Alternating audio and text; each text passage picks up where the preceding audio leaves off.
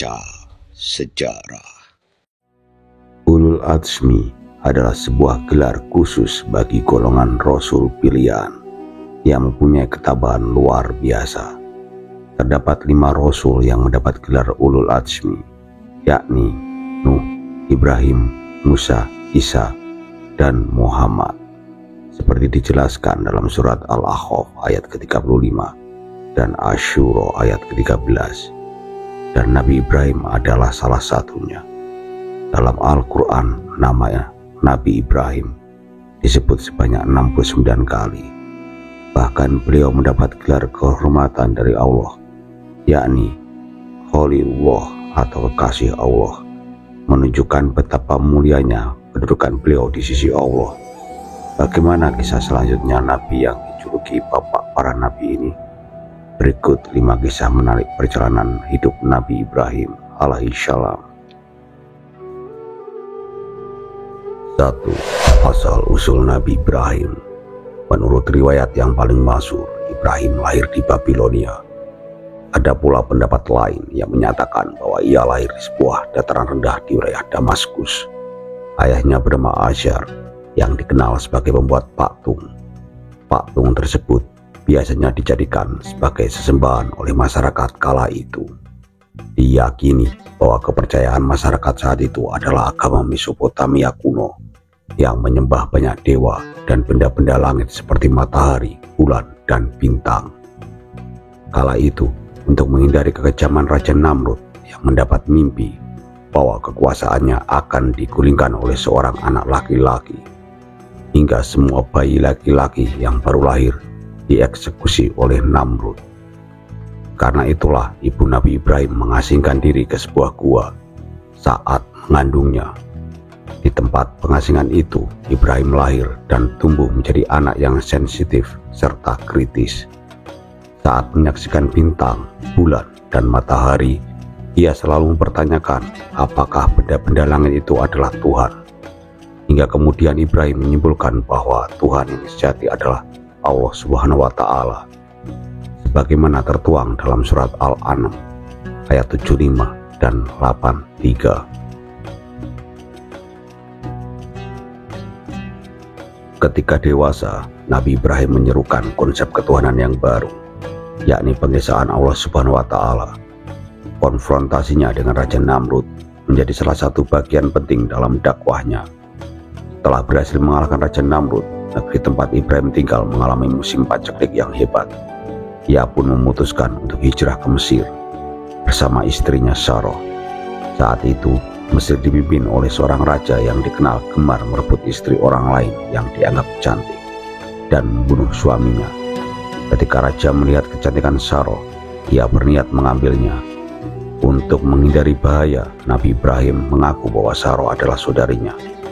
Namun, ketika sang raja hendak menyentuh Sarah, tangannya mendadak lumpuh. Menyadari ada keanehan, ia bertanya dan akhirnya mengetahui bahwa Sarah adalah istri seorang nabi. Sebagai bentuk permintaan maaf, sang raja menghadirkan seorang pembantu terbaiknya kepada mereka, yakni Hajar.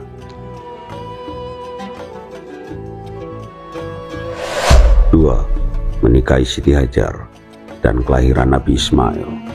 Dalam Tanakh, kitab suci Yahudi, dan Alkitab, kitab suci Kristen, Siti Hajar disebut sebagai Hagar, dan kisahnya tercatat dalam kitab Kejadian pasal 16 dan 21.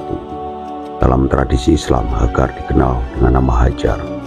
Meski namanya tidak secara eksplisit disebut dalam Al-Quran, riwayatnya tersirat dalam doa Nabi Ibrahim yang terdapat dalam surah Ibrahim. Di luar Al-Quran, sosok Hajar beberapa kali disebutkan dalam hadis Nabi Muhammad. Menurut Ibnu Katsir yang mengutip dari Alkitab, Siti Sarah, istri Nabi Ibrahim, memberikan Hajar sebagai selir karena usianya yang sudah lanjut dan belum memiliki keturunan. Setelah mengandung, Hajar disebut merasa lebih mulia dibanding Sarah, yang kemudian menimbulkan kecemburuan dan kemarahan.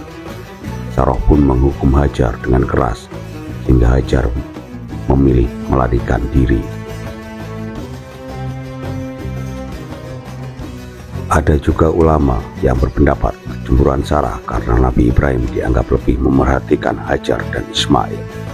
yang membuat Saroh merasa tersisihkan. Akhirnya Saroh meminta agar Nabi Ibrahim membawa Hajar dan Ismail pergi meninggalkannya. Kisah pengusiran ini tidak disebutkan dalam Al-Quran, namun dijelaskan dalam sejumlah hadis. Disebutkan bahwa Nabi Ibrahim kemudian membawa Hajar dan bayi Ismail yang masih menyusu ke sebuah padang gurun. Di sana ia menerima wahyu untuk meninggalkan keduanya. Hajar menerima keputusan tersebut dengan ikhlas. Setelah ditinggalkan Ibrahim, persediaan makanan dan air Hajar menipis. Di tengah cuaca panas yang terik dan dengan Ismail yang terus menangis karena kehausan, Hajar berusaha mencari air. Ia bolak-balik antara Bukit Safa dan Marwah dalam keadaan panik. Ketika hampir putus asa, terjadi mukjizat. Dari bawah kaki Ismail yang mentakkan tanah, memancarkan air yang melimpah. Mata air tersebut kemudian dikenal sebagai Jam-Jam. Kisah ini menjadi salah satu fondasi penting dalam tradisi haji umat Islam dan diyakini sebagai awal mula wilayah Mekah menjadi tempat berpenduduk setelah sebelumnya berupa padang gurun tandus. 3. Kelahiran Nabi Ishak dari Siti Saroh yang sudah lansia. Di tempat lain, pada suatu hari Nabi Ibrahim kedatangan 3 tamu asing. Sebagaimana disebut dalam sejumlah tafsir ulama, Ibrahim kemudian menyuguhkan hidangan berupa daging anak sapi panggang kepada para tamu tersebut. Namun, mereka tidak menyentuh makanan itu, yang membuat Ibrahim merasa takut karena menganggapnya sebagai perilaku tidak lazim. Para tamu itu lalu menenangkan Ibrahim dan mengungkapkan bahwa mereka adalah para malaikat yang diutus Allah untuk membinasakan kaum Nabi Lut. Selain membawa misi kehancuran kaum durhaka, mereka juga datang untuk menyampaikan kabar gembira bahwa Ibrahim dan istrinya Saroh akan dikaruniai seorang anak laki-laki yang akan diberi nama Ishak. Mendengar kabar tersebut, Saroh tercengang dan menepuk wajahnya sendiri karena merasa tidak percaya, mengingat usianya yang sudah lanjut dan dirinya dikenal sebagai wanita mandul. Dalam versi Alkitab disebutkan bahwa ketika Ibrahim sedang duduk di pintu kemahnya, pada saat cuaca yang sangat panas, 3 orang asing datang menghampirinya. Ibrahim bersujud sebagai bentuk penghormatan, lalu menyuguhkan anak lembu, roti, dan susu. Tidak seperti dalam versi Islam, para tamu dalam Alkitab menyantap hidangan tersebut. Setelah makan, mereka menyampaikan kabar bahwa pada tahun berikutnya Saroh akan melahirkan seorang anak laki-laki. Saroh yang mendengar hal itu tertawa karena merasa mustahil mengandung di usianya yang telah tua. Tuhan kemudian mempertanyakan mengapa Saroh tertawa, menegaskan bahwa tidak ada yang mustahil baginya. Saroh pun menyangkal bahwa ia tertawa karena merasa takut. Anak yang kemudian lahir diberi nama Ishak atau Ishak dalam versi Alkitab, yang berarti tertawa atau tersenyum. Ishak kelak menjadi nenek moyang bangsa Israel melalui keturunan Nabi Yakub. 4. Penyembelihan Nabi Ismail dan asal-usul Idul Adha. Setelah kelahiran Ishak, Nabi Ibrahim tiba-tiba merasa rindu untuk mengunjungi istri dan anaknya, Siti Hajar dan Ismail yang telah lama ia tinggalkan di padang pasir. Setelah mendapat izin dari Saroh, Ibrahim pun berangkat menuju tempat tersebut. Ia terkejut saat mendapati bahwa wilayah yang dahulu berupa padang tandus kini telah berubah menjadi pemukiman yang ramai. Setelah menanyakan keberadaan keluarganya kepada penduduk setempat, akhirnya Ibrahim bertemu kembali dengan Hajar dan Ismail. Pertemuan itu disambut dengan tangis haru setelah terpisah selama kurang lebih 15 tahun. Ibrahim mendapat Ismail telah tumbuh menjadi seorang pemuda, dan ia pun menyampaikan permintaan maaf atas perpisahan panjang tersebut. Hari-hari pun mereka lalui bersama hingga suatu malam. Ibrahim menerima mimpi yang berulang kali, yang berisi perintah dari Allah untuk menyembelih Ismail sebagai bentuk uji keimanan. Setelah merasa yakin bahwa mimpi tersebut adalah wahyu, Ibrahim menyampaikannya kepada Ismail. Dengan penuh keikhlasan, Ismail menerima perintah tersebut sebagai kehendak Tuhan. Saat hendak melaksanakan perintah itu, Ibrahim menutup wajah Ismail dengan kain agar tidak ragu saat menyembelih. Dalam suasana haru dan penuh ketundukan, Ibrahim mengayunkan pisaunya. Namun sebelum penyembelihan terjadi, malaikat Jibril datang membawa wahyu dari Allah menggantikan Ismail dengan seekor kambing. Peristiwa tersebut menjadi bukti keteguhan dan ketaatan Ibrahim terhadap perintah Tuhan dan mendapat pujian dalam wahyu Allah. Kisah ini kemudian diabadikan dalam tradisi ibadah kurban yang dilaksanakan umat Islam setiap hari raya Idul Adha. 5. Kontroversi dan perbedaan para ulama siapa yang disembelih Ibrahim, Ismail atau Ishak. Dalam kepercayaan umat Kristen, diyakini bahwa anak yang hampir dikorbankan oleh Abraham bukanlah Ismail, melainkan Ishak, seperti yang tertulis dalam kitab Kejadian pasal 22 ayat kedua. Ambillah anakmu Ishak, anakmu satu-satunya yang kau kasih, dan pergilah ke tanah Moria, dan persembahkanlah dia sebagai korban bakaran di salah satu gunung yang akan kutunjukkan padamu. Sementara penjelasan di Al-Quran sendiri tidak menyebut secara jelas siapa anak Nabi Ibrahim yang disembelih seperti yang dijelaskan di surat Al-Saffat ayat 100-103. Maka tak kala anak itu sampai pada umur sanggup berusaha bersama-sama Ibrahim. Ibrahim berkata, "Hai anakku, sesungguhnya aku melihat dalam mimpi bahwa aku menyembelihmu. Maka fikirkanlah apa pendapatmu." Ia menjawab, "Hai bapakku, kerjakanlah apa yang diperintahkan kepadamu. Insya Allah kamu akan mendapatiku termasuk orang-orang yang sabar."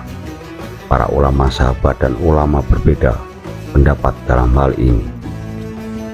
Perbedaan anak yang hampir dikorbankan oleh Nabi Ibrahim juga terjadi di kalangan sahabat Nabi dan para ulama. Sebagian sahabat seperti Abdullah bin Umar, Abdullah bin Abbas, Abu Hurairah, dan Ali bin Abi Thalib berpendapat bahwa anak tersebut adalah Ismail. Sementara itu, sahabat lain seperti Umar bin Khattab dan Al-Abbas bin Abdul Muthalib berpendapat bahwa anak yang dimaksudkan adalah Ishak. Di kalangan ulama, perbedaan pandangan ini juga muncul. Imam Al-Tabrani misalnya cenderung mendukung pendapat bahwa anak yang dikorbankan adalah Ishak. Ia menyebutkan bahwa terdapat perbedaan jumlah riwayat yang mendukung masing-masing nama. Banyak 24 riwayat menyebut Ismail, sedangkan 19 riwayat menyebut Ishak. Meski demikian, Al-Tabrani di akhir penjelasannya lebih condong pada pendapat bahwa Ishak adalah anak yang hampir dikorbankan. Sementara itu, Imam Ibnu Katsir berpandangan kuat bahwa Ismailah yang dimaksud dalam peristiwa tersebut. Ia bahkan mengecam pendapat yang menyebut Ishak sebagai anak yang dikorbankan, karena menurutnya pendapat tersebut lebih banyak bersumber dari kitab-kitab agama lain dan tidak berdasarkan riwayat Islam yang kuat. Terlepas dari perbedaan pendapat mengenai siapa anak yang hampir dikorbankan oleh Nabi Ibrahim, William G. Dever menyimpulkan bahwa Nabi Ibrahim merupakan tokoh ahistoris, yakni belum ditemukan bukti arkeologis atau ilmiah yang cukup memastikan bahwa ia benar-benar pernah hidup secara historis.